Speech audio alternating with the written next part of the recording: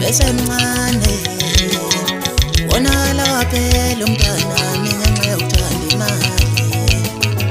Umntanami besemncane wonala waphela umntanami ngenxa yokuthanda imali. Baqinisile mabethe imali impande yesona yamosha yamqeda umntanami. Baqinisile mabethe imali impande yesona yamosha yamqeda umntanami.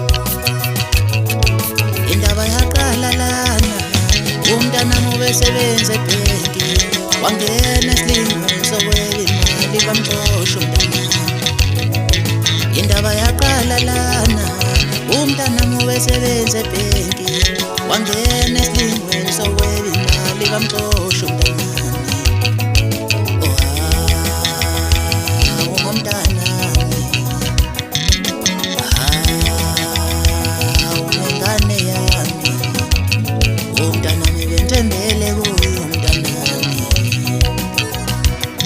Ekugcineni waphela umsebenzi usehlala ekhaya. Umntanami bengithembele kuye umntanami. Ekugcineni waphela umsebenzi usehlala ekhaya. Umntanami ubesemncane wonala waphela umntanami ngenxa yokuthanda imali.